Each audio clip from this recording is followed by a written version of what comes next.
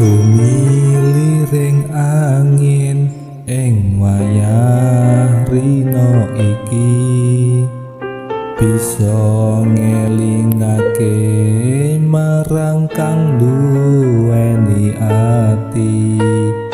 Nanging wektu iki aku durung bisa nglakoni janji sing tak pendem ing jero ati.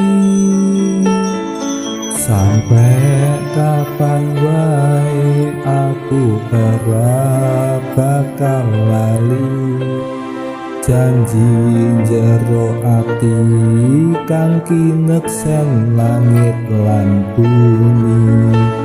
Aku yo ngakoni yen sering luput netepi, nanging sejatine ora ana niat mlenjani.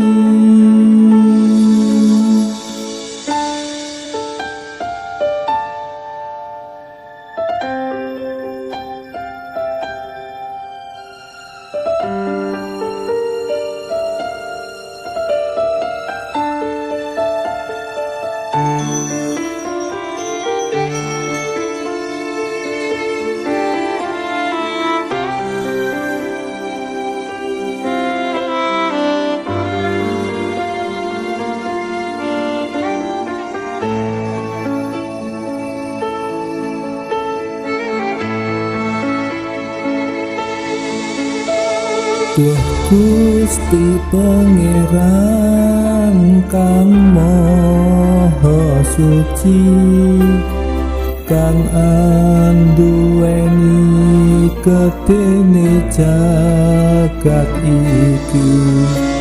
Ya Allah Gusti kang murbeng dumati, kang bisa miwiti lan mungkasi urip iki.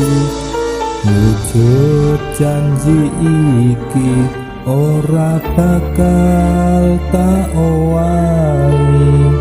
Aku tetep iman marang Gusti kang nguripi, uga tansah manut marang perintahe Gusti. Mula janji iki tak ugemi sampai tekan pati.